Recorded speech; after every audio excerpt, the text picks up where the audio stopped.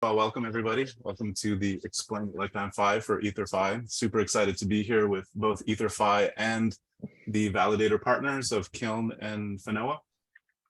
So how about we start with a round of introductions? I think we could start with the validators and then move towards Mike, because he could also explain, why he got into the space. So Ernest, do you want to start with an introduction and then move it over to Andreas?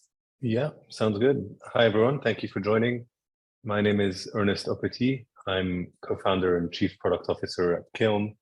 So I think, as we'll talk about, we're an institutional staking company. And so I've been in crypto professionally like a couple of years, and evenings and weekends for quite a while. Very passionate about this space. I think it's so fascinating. And we're based out of Paris. I'm French myself, but kind of grew up in the UK and actually lived a bit in Canada, where Bob is. We have a shared love of Montreal. So there you go, Andreas. Yeah, cool. Hey, I'm Andreas, CTO of Finoa. We are an institutional custodian and staking provider, as such, fully regulated in Germany. I'm based in Berlin, by the way.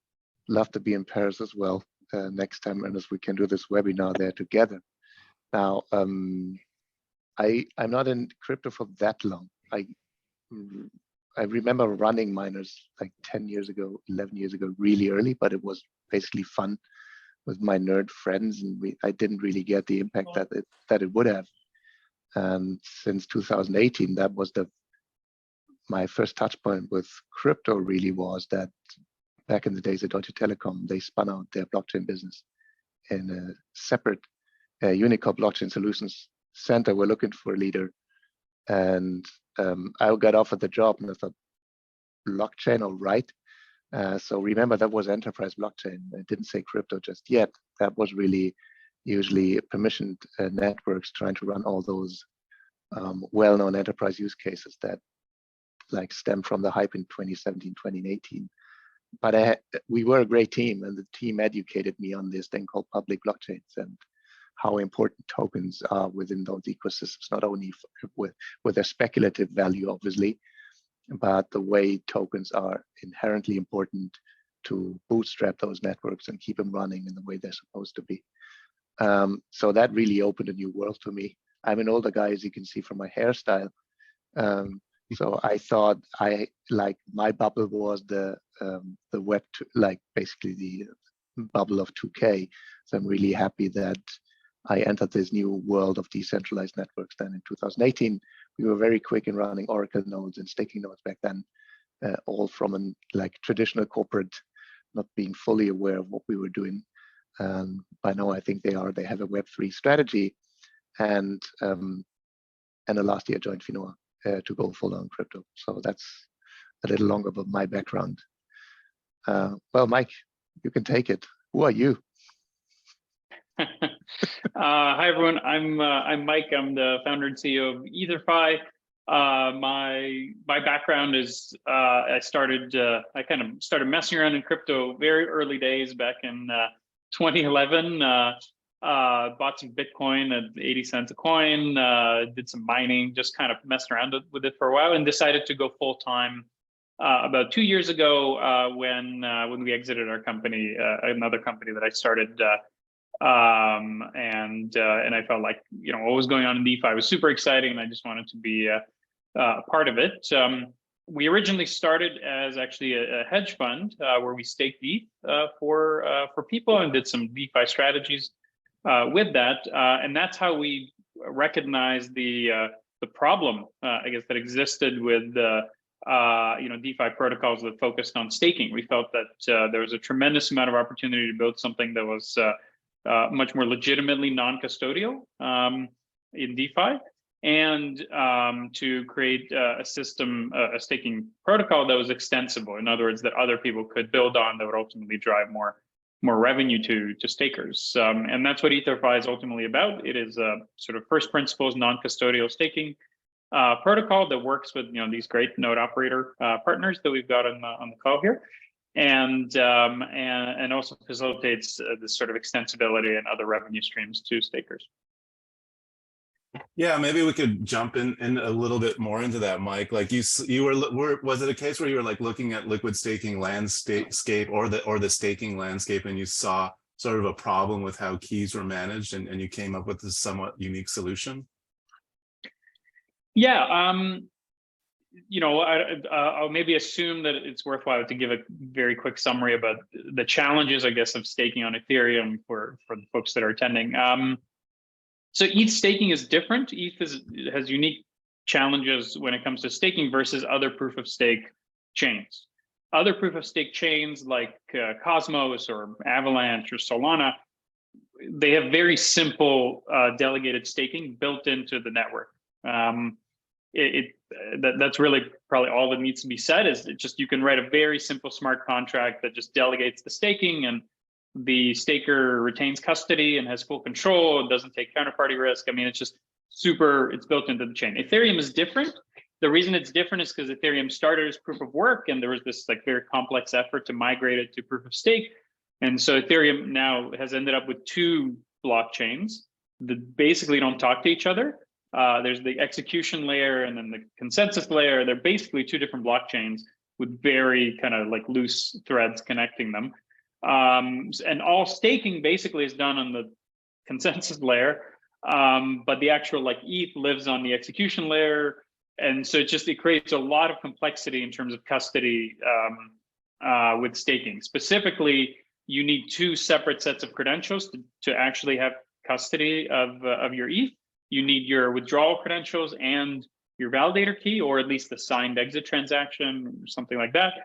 That makes it complicated. That means that any simple delegated staking protocol that simply like pools people's ETH and sends it off the node operators is effectively custodial. That's the challenge that we saw when we were looking to stake ETH, and the challenge that I think lots of institutional investors that are potentially looking to stake saw, which is why I think there's less staking than there would otherwise be on chain.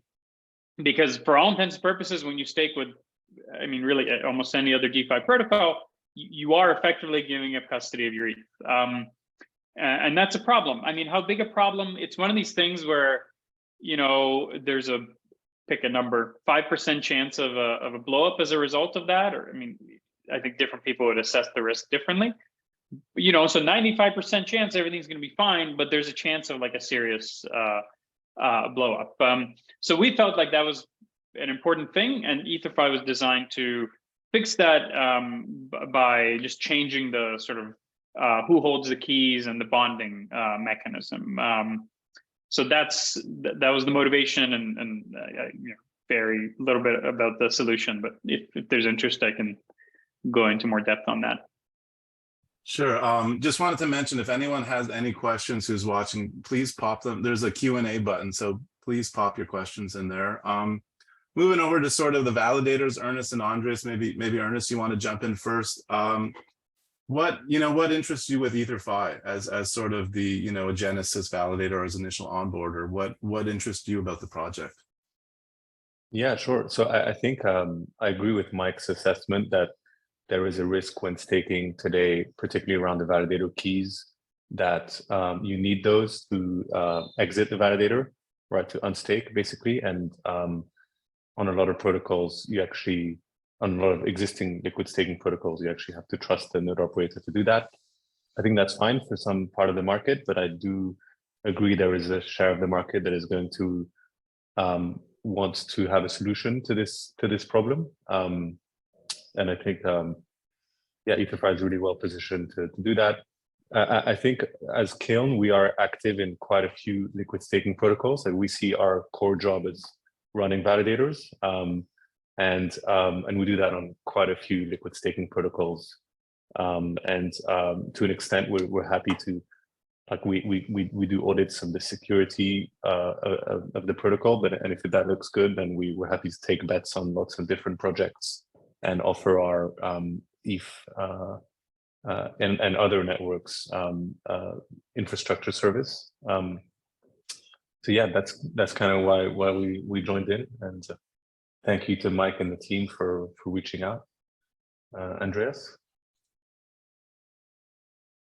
Yeah, I'm wondering. I mean, probably everything has been said, just not by everyone.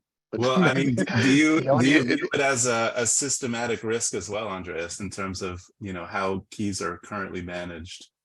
well, it depends. I mean, risk is something that's not fixed, and it depends on your risk profile, what's okay for you. Maybe I can only support Ether.fi is giving more ownership to the staker, the way they handling validator keys, and that's a good thing.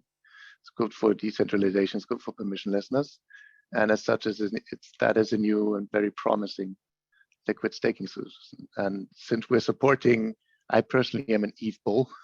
We support ETH just as Kiln does, supporting both institutional stakers, supporting liquid staking pools, and Ether.fi is just one of those solutions that we wanted to support. I mean, I'm really happy to be here in this webinar because it shows, I don't know when we first started talking, sometime end of last year, maybe. Even I don't remember, but I think it would have been maybe beginning early of this year, I think. Early this year, but it's, I mean, we've come some way, and especially Ether.fi has come a long way to get here. So I'm really happy that it worked. Again, new promising liquid staking solutions. If you're in the business of running, we could jump in there because things change really quickly in Ethereum, like especially since the merge, right? Like it was this crazy period where everyone was waiting for the merge and waiting and waiting. And then it got to the point where it's like, is this going to happen? And then sort of the merge happened. It was sort of, it was very seamless. It worked incredibly well. And the sort of like, there was no party the day after because it kind of just worked. And everyone's like, oh, it works. But since then, things are moving much quicker. So you have Shapella.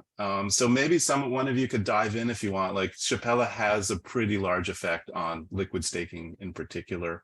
What are the reasons? Like if you were to explain it to someone who's maybe just learning about ETH staking or like heard about liquid staking, why has Shapella changed the interest in liquid staking? Anyone could jump in. Maybe I can start, and then happy for especially the experts to take over. Though first of all, I think Shapella was just as smooth as the move to proof of stake last year, both in terms of let's say how the upgrade went technically, but also the price action. There was so much talk about what would happen. No real big changes, no big withdrawals. And I think we're seeing locked ETH rising again. So that just goes to show how well prepared it was, and that Ethereum is far beyond being impacted by individual upgrades as an ecosystem. Of course, the main impact on liquid staking is that now, you can unstake your ETH. And that was the main driver for initially for liquid staking on Ethereum. But I think what we've seen since then is that the need for liquid staking goes far beyond the risk of not being able to unstake, but in general, not having your tokens locked, and at least having the promise of having liquid tokens to work with is the main driver also on other networks that had unstaking already.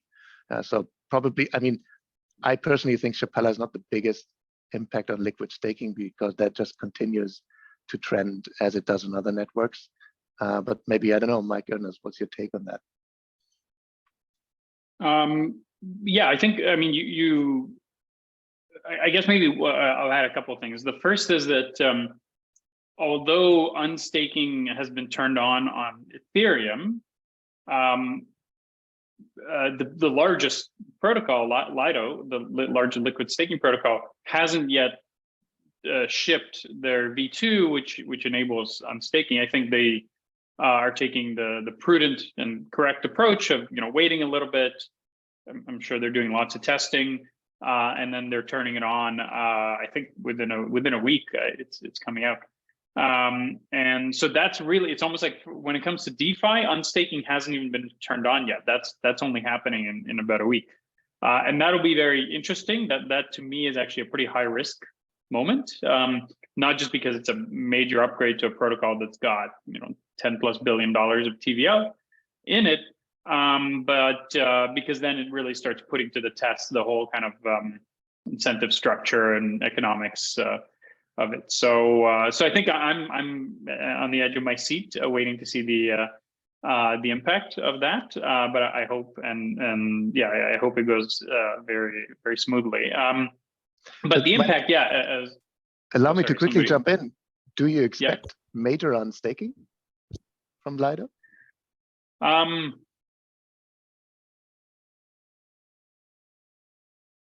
That's such a hard question to answer. It's sort of like what's major, and what are some of the things that can go wrong, I guess. Because if nothing goes wrong and everything operates smoothly, then probably not. I think it mostly, I don't think there's going to be a huge there's no reason to think there's going to be a huge exodus. But if something goes wrong, then yeah, I mean, it could happen so fast, right? It's like all these run on the bank scenarios that we're seeing. You have a bank with whatever $50 billion in deposits, and like one scary rumor, and like immediately like all of those deposits flood out. And so things happen so quickly, right? It's crypto, like maybe directly related to this is we saw the huge outflow of Shapella, and it was mainly Kraken, right? Well, it was Kraken, for obvious reasons. And you saw like a lot of market FUD, like people on Twitter who didn't really understand that. I think most people did understand it, at least in the industry, that and that was regulatory reasons, and so that was expected. So you see these like market shifts that could happen where people are just reallocating really quickly and like looking for that next, like where do I go from here, like, and they could do that immediately.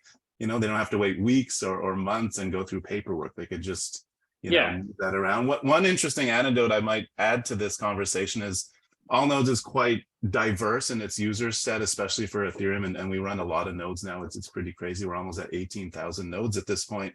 The seamlessness of these upgrades has been really stress-free, which is good.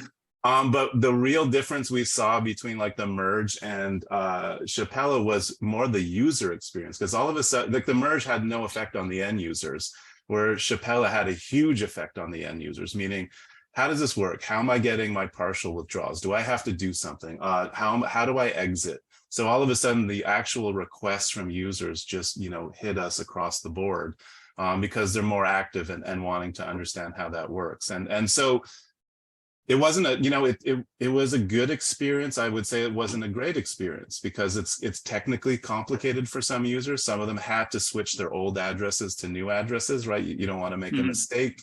So that was an interesting growing pain that we worked through. I'd say the other sort of comment is, I don't know if it's a mixed bag, but like we're seeing the withdrawals enabling institutions who were on the fence to now say, okay, we could get involved in liquid staking. That's for compliance reasons. Like obviously they need to know they could withdraw their money. It's a basic concept, right? But then we're seeing regulations in the mix there. But I think that's affecting it a little sideways right now, where a lot of large institutions, and maybe you guys have more color than me on this, are a little bit hesitant right now with that uncertainty. Yeah, for sure. I mean, there's definitely, we're getting lots of questions about where specifically are the nodes running. Nobody wants to have any nodes running in the US, for example, unsurprisingly, even though, about a third of the network is, actually, is it more than that? Is it half? A very significant portion of the network is in the US in the single data center, in fact, which is obviously problematic. Now, I want to finish a thought, I guess, about the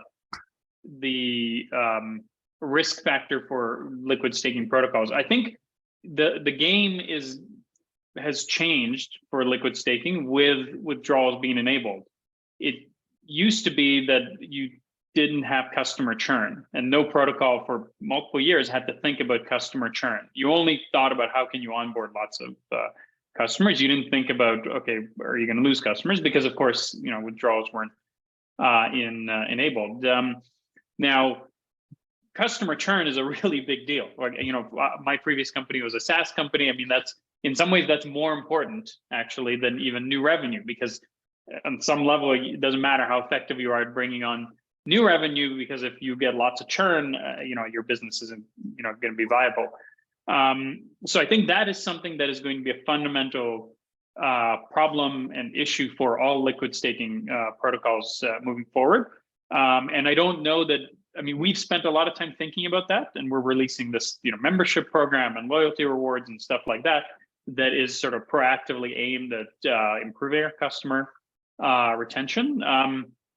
But I don't think a lot of other folks that I've seen in the liquid staking world have thought enough about that. Now, I don't think it's going to, I'd be surprised if there's going to be a big exodus or shift because of like a 1 or 2% difference in yield. If it's more, if it's like a 5% difference in yield, then yeah, you're going to see a shift. I mean, we saw how fast Frax, grew, for example, because of their boosted yield, let's say. Now, Frax is more of it's more of a stablecoin protocol. It's not really a liquid staking protocol, actually, in most ways. But like that yield attracted lots of customers. The first thing is a big differential in yield that could lead to rebalancing and like a rapid exodus and replatforming. But the second thing is, a fear, kind of like some sort of like scary event, which in my mind would be, if a node operator, this is the most obvious kind of scenario in my mind. If a node operator gets in trouble, right, and is, for whatever reason, gets an injunction and is not able to release the ETH,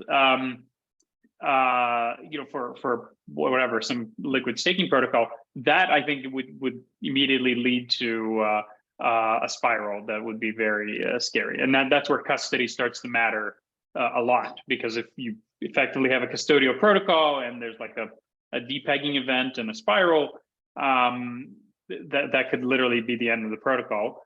Whereas if it's a truly non-custodial protocol, it doesn't really matter. People just withdraw their ETH and go home.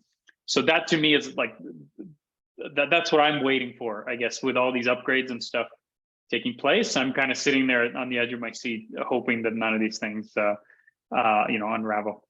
Well, it's interesting because liquid staking is becoming competitive now. It used to be like almost Lido was the only option. Right. And now there's because liquidity was the only test. Right. Yeah, and sort of like first to market matters, right? It's a classic case of being in the right place at the right time. I don't know, Ernest, does Kiln have a take on any, looking at that landscape, the liquid staking landscape? Like at Allnodes, we're pretty agnostic. We want to support all of them, and do our best in supporting them, because at the end of the day, we run infra. But they have these unique differences, unique risk factors. Do you have a take on that? Yeah, we have a similar view in the sense that we're supporting a bunch of different protocols. For instance, Lido, we've been part of Lido for pretty much since the start. We're also founding technology provider for Liquid Collective, which is an institutional grade liquid staking protocol. So with KYC AML layered on for 2 deposits and redemptions.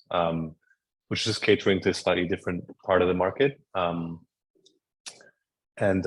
think in terms of I think there's just different flavors. There's also different technical designs, different trade-offs that are made. And so it's normal that this is a big market and growing market, only 16% of all the ETH is staked. So I think there are going to be lots of flavors of liquid staking, and that's a good thing, right? It's healthy for the ecosystem. And so I think it's great that there's this competition. I think in addition to what's been listed as previously, liquidity being important, there's also what can you do with your receipt token? What are the integrations in DeFi? Where can you go deposit your receipt token to get additional yields? There's also just who is in the operator set. How good is the performance there? So yeah, I think there's quite a few factors. How do you guys view it's a good point, because you have to have a market for the liquidity, right? I don't have I know Rocket Pool is probably the most insight I have as a comparative model in terms of making insights of providing that liquidity and slowly getting off the ground. But I remember even recently and a few months ago where certain DeFi providers were like, well, we don't have the demand for this yet. And Mike, maybe you have some take on that. Like, how do you create these markets? Maybe not to go in the weeds there on any specifics, but how are these markets opening up for that liquidity? Yeah, so I think there's a couple things that are going to hopefully do a little bit to level the playing field. One is the various sort of token aggregators or abstraction layers. There's a bunch of those. Yearn has their meta liquid staking token. Unsheathed is another one. Index Coop is another one. I mean, there's a bunch of these like meta liquid staking tokens, and you really don't want a winner take all in a staking protocol. But it's actually there's less risk. There's still risk, but there's less risk in a winner take all meta token. And so that I think kind of becomes like a way for new protocols to come in and get some level of liquidity and adoption just by integrating with these various meta tokens. So that's one thing that we're doing. And then another thing that we're doing is trying to own our own destiny a little bit by on our roadmap we have a plan of let's say functionality and sort of side products that we're planning to launch that will serve as just a way to drive liquidity to the staking protocol. In a sense, staking becomes in the case of our business the base layer that is like revenue generating, and then these side products are like these free things based sort of that feed staking stake ETH to our protocol. That's kind of how we're trying to do it, so that we're not reliant on just fighting the same battle that everybody's fighting and just trying to get more liquidity for an undifferentiated liquid staking token. We're trying to create our own channels. Rocket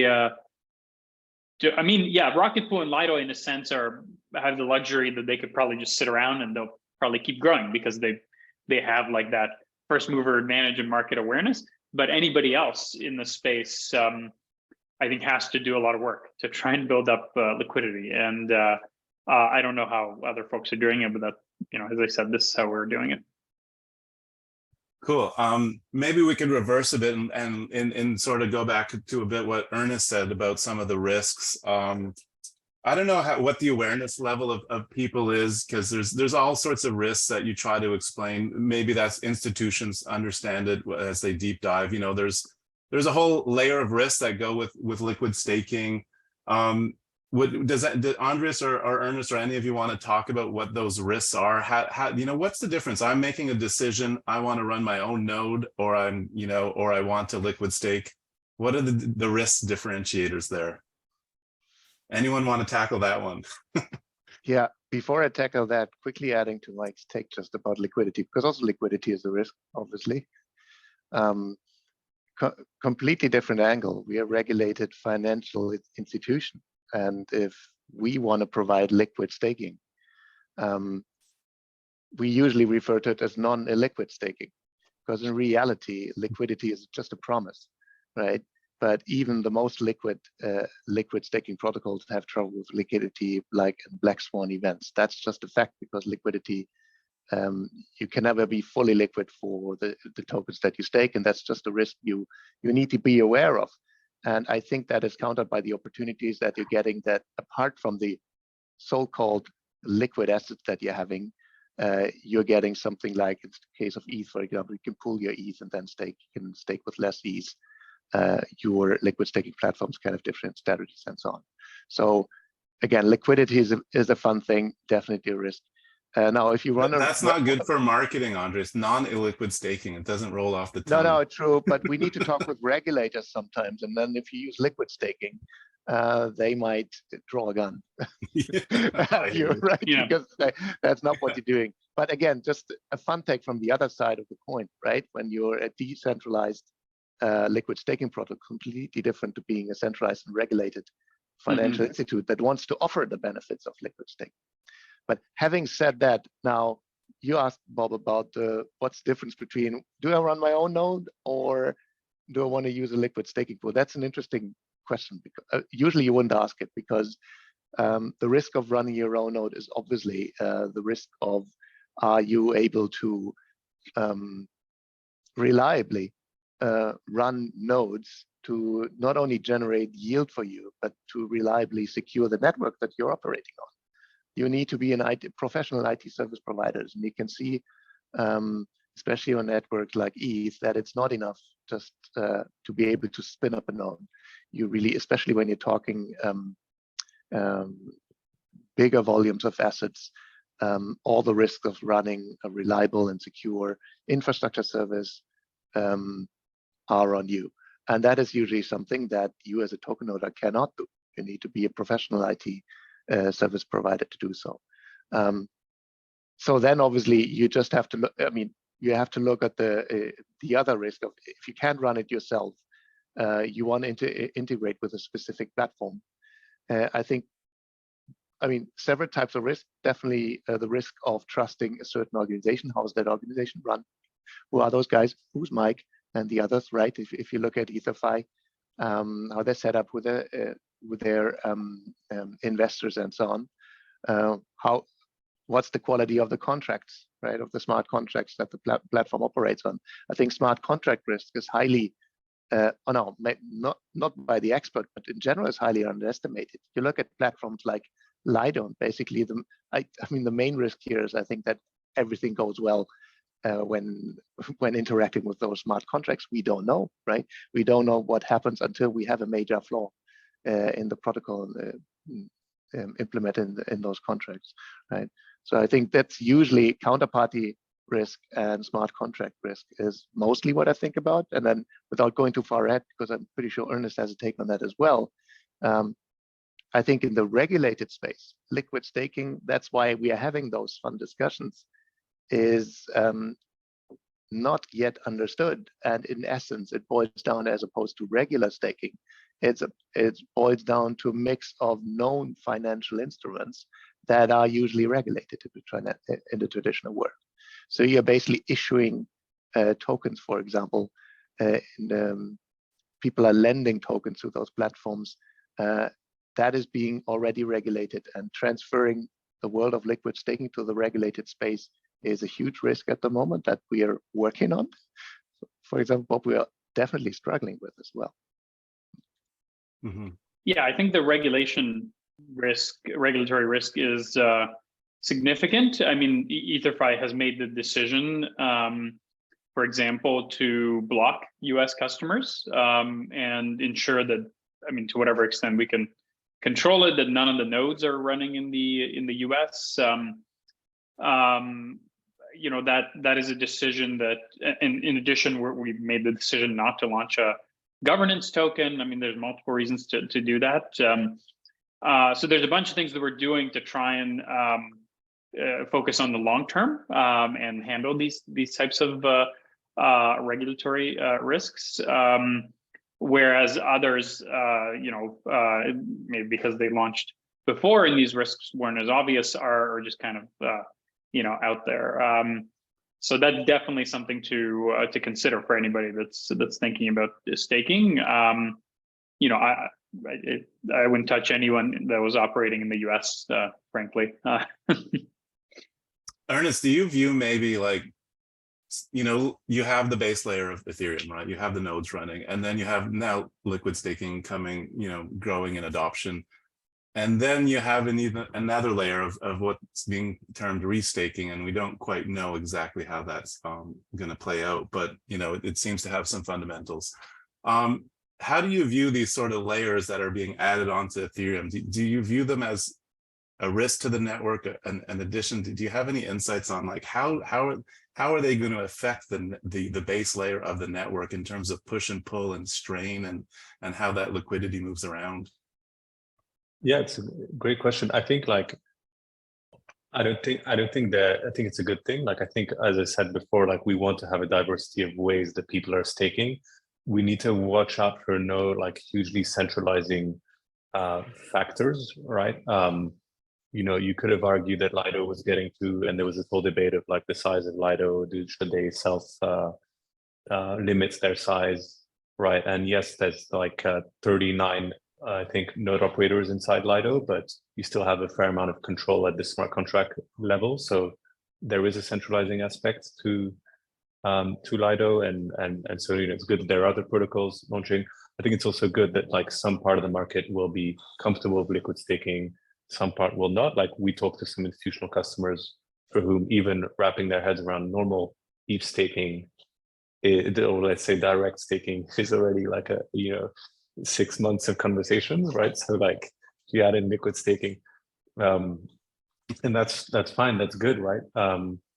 And I do think over longer term, it evolves. People get more comfortable with like the abstractions above, and probably in 3 years, like we're doing all sorts of crazy stuff on top of staked ETH, including potentially, restaking, using Ethereum's, staked Ethereum to share, to get to consensus on non-Ethereum applications, which is what Eigenlayer are kind of pioneering. So yeah, I think it's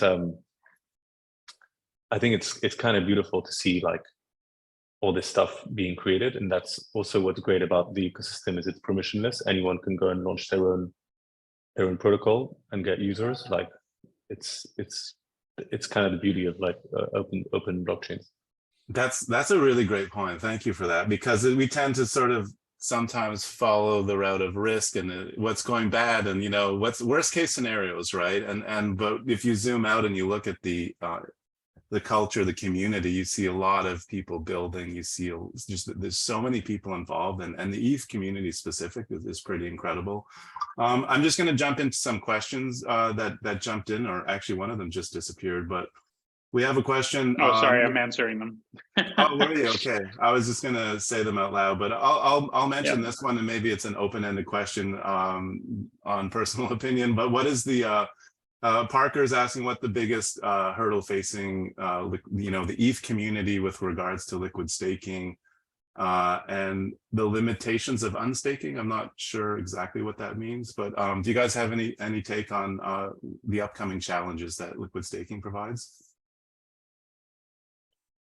I mean, there's so many. I mean, I'll just talk about kind of random things that need to get solved.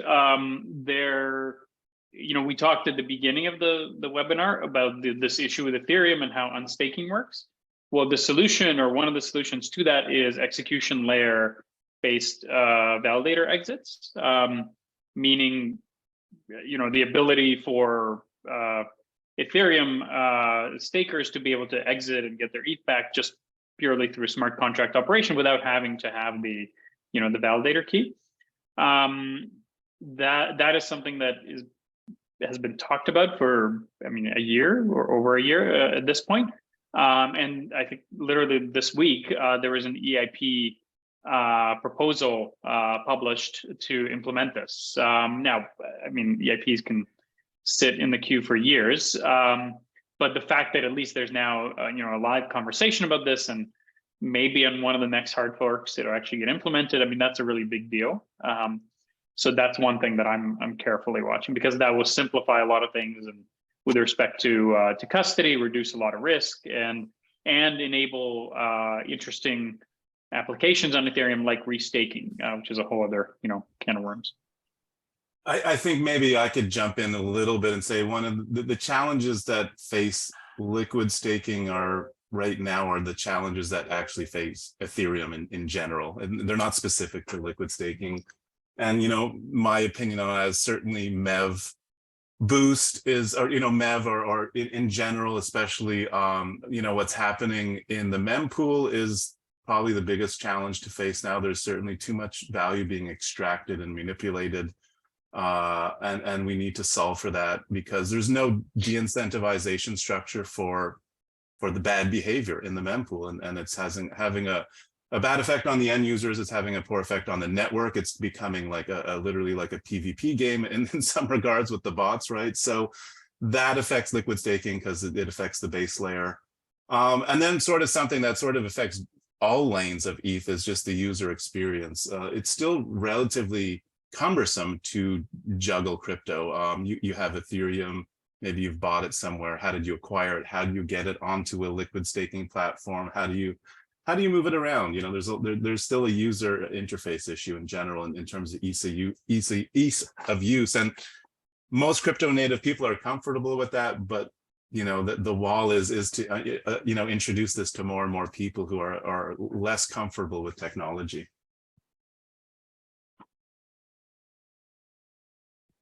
Yeah, I think those are very valid. You guys have any input, Andres or Ernest, on maybe just more general ETH challenges that we're solving for over the next year? I think apart from further scaling Ethereum, which I think we're in good track, sharding and so on. You just mentioned it. I just want to underscore it. Usability is a huge inhibitor for broad acceptance of blockchains in general.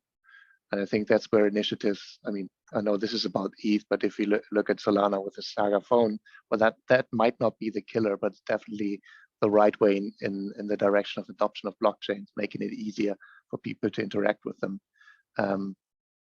What we're currently having to deal with in terms of complexity is not what it's supposed to be, and certainly not what's getting 1 billion users on those networks. I remember Mike said something a while back where he thought, in 10 years or whatever, like everything's going to be on your phone, like your node, your wallet, your everything. So it kind of makes sense, right? Where it's like, that's the full non-custodial solution when it's actually your phone doing everything, maybe. I don't know if that's gonna happen. Or whatever device you feel comfortable with. Yeah, using, right?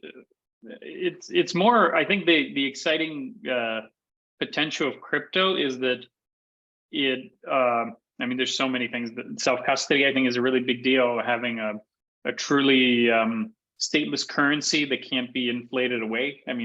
This is obviously, I'm preaching to the choir here. That's a really big deal.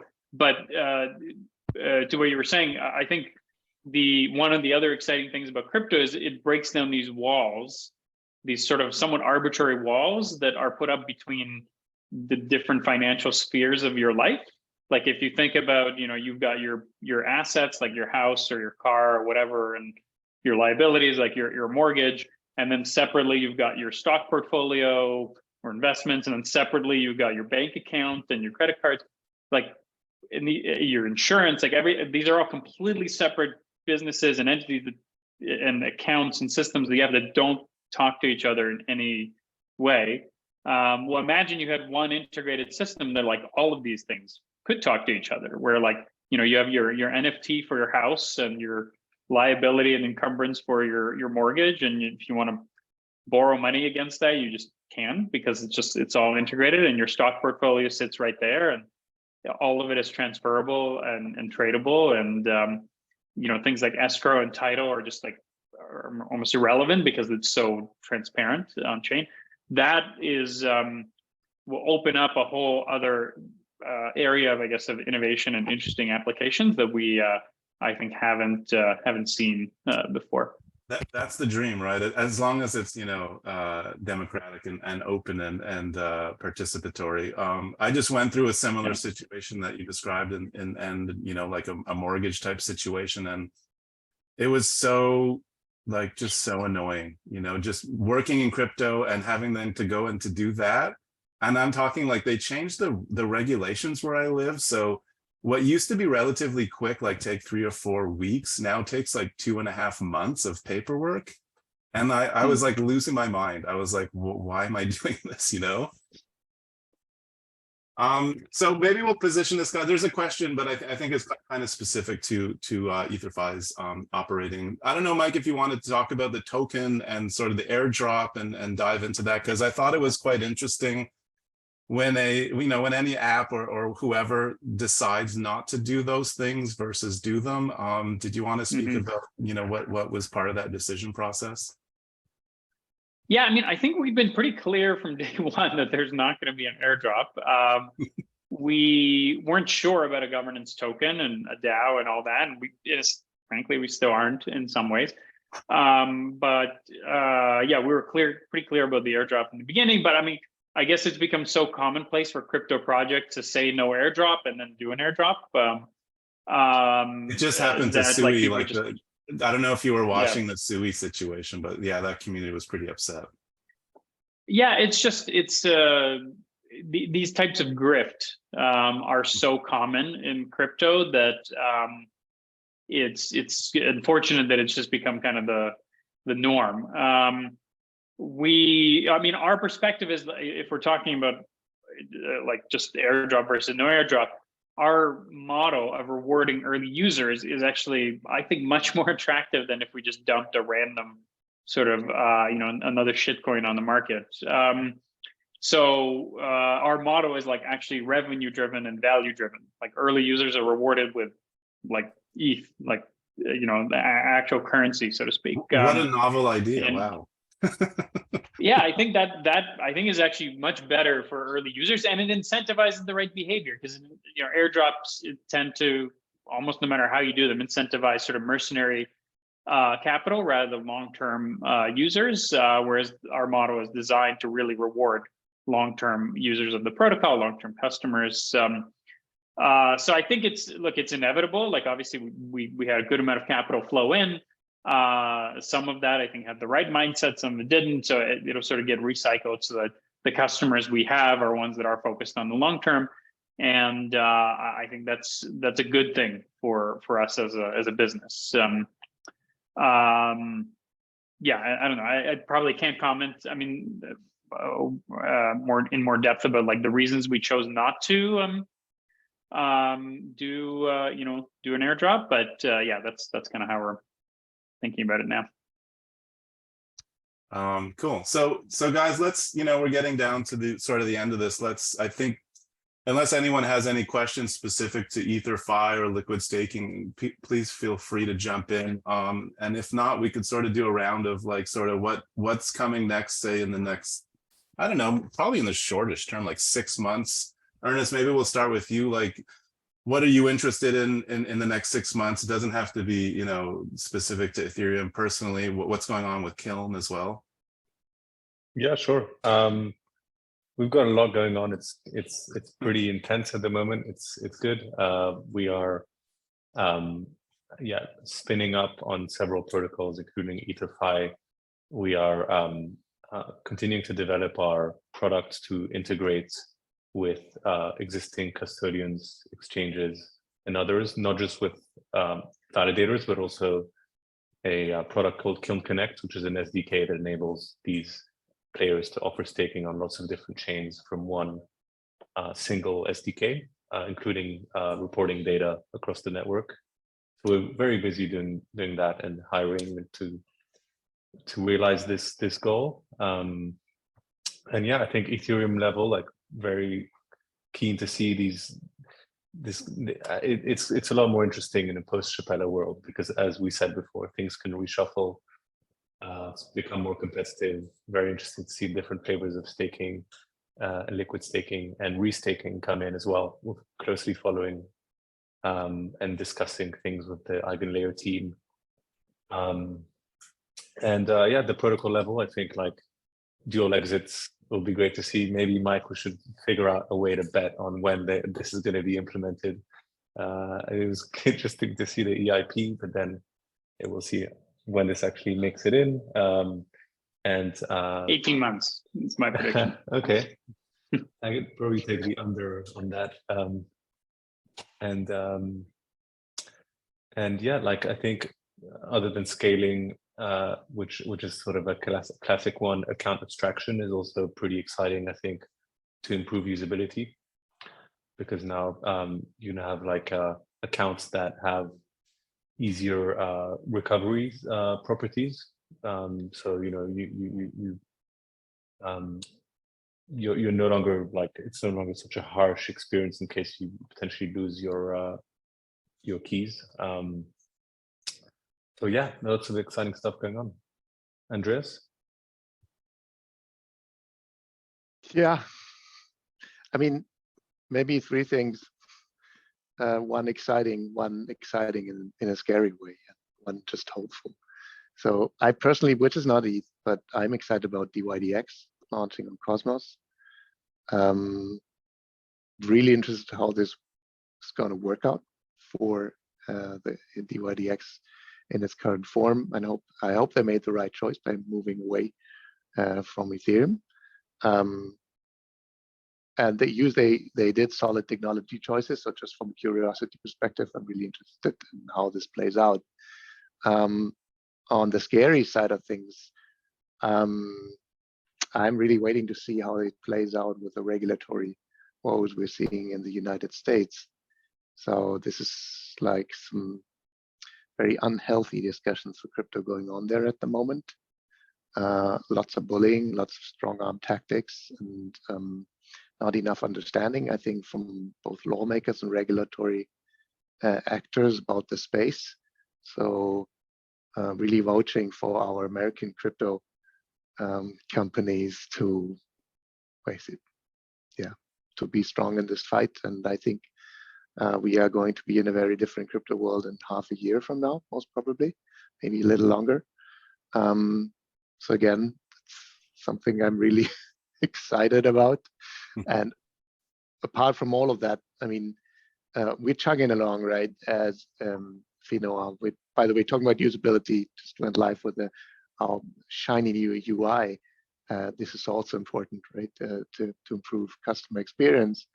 Having said that, it's a great bear market where everybody keeps building, but I'd really love to see an uptick again in terms of the general sentiment on the market. That's probably not, I mean, Bob, you said 6 months, not too optimistic here, but I'm really excited about this bear market ending at some point.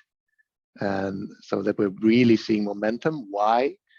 Because it will be driven by innovation. And I'm really curious about what this new innovative crypto use case will be that'll shoot us out of the bear market.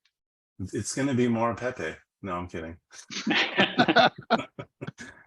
I agree with both of you. I think user abstraction is going to be the next, onboarding moment. It's very similar to what happened in Web 2 from, the invention of browsers abstracting away, command lines, or even abstracting away SSL in the browser now, where you don't even see it. You still have to trust that, someone's actually, using it. So that user abstraction is going to take a while, but I think it's key, especially with regards to gas fees, with apps being able to basically somehow pay them for the end user or allocate them differently so the end user doesn't even have to touch that, I think is a groundbreaking moment, whether you look at gaming or, apps or NFTs or whatever. But I also echo Andreas, your thoughts on regulations, of course. It's just wild, it's like the Wild West. Changes every day, and it's certainly shaky ground, but it also makes it interesting. It's like exciting and interesting, and I really just don't think there's any stopping it. At the end of the day, like it's good tech, and you can't stop good tech. So, hopefully they get their shit together sooner than later. Mike, let's close on you in terms of some specifics on Ether.fi and your general thoughts. Yeah, maybe I'll just talk about like Ethereum. I think lots of stuff was already mentioned that are things to get excited about, but I think sharding is a really big upgrade. That's I think that's next in line for like the major Ethereum upgrade, which will lead to a substantial increase in throughput. And my understanding is that it should reduce gas prices because it's sort of commensurate.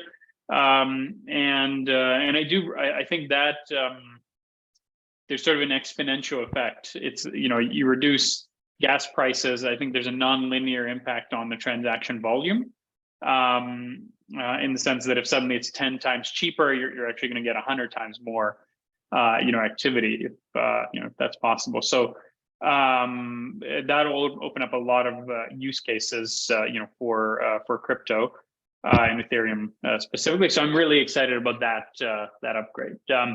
For Ether.fi, I mean, we're very kind of heads down. The next big milestone for us, which is about a month away, is our liquid staking token and the sort of membership program and rewards loyalty point system that we're launching. We're really excited about that. I think that should lead to like a sort of positive feedback loop that will allow us to really grow and reward users substantially. I think it's really novel. I haven't seen anybody else in the crypto world that's done anything like that.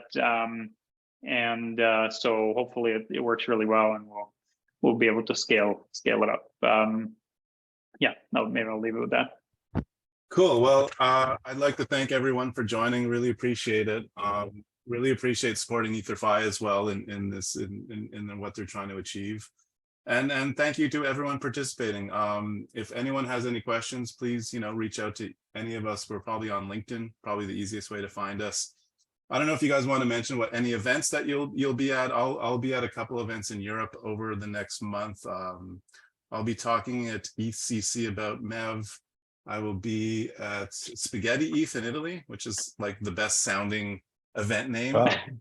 I hadn't heard of this one, but I'm gonna sign up right Yeah, away. Spaghetti ETH. How great is that? And I'll be at Crypto. I'll be all over Europe. So just check me out on LinkedIn and ECC as well in Paris. So if you guys want to mention where you'll be or how people could reach you. I'll be at HCC as well. Yeah, I think that's the only one I've got lined up next couple of months. And Kiln will be putting on a bunch of events. It's our hometown, so look out for our event invites, LinkedIn, Twitter, etc. We run several, so please sign up and we'll invite you. Andres, are you going to go? Are you having any travel plans? Yeah, I do, but I'll keep it spontaneous this summer. So plus I don't really know at the moment. I would need to look it up. So just stay tuned. You just mentioned it, Bob and Ernest. There's LinkedIn, there's Twitter. Cool. Well, thank you everyone, and have a good day and have a good weekend, and thanks again for joining. Appreciate it. Great. Thanks Thank everyone. you. Thanks Bye. everyone. Ciao. Bye.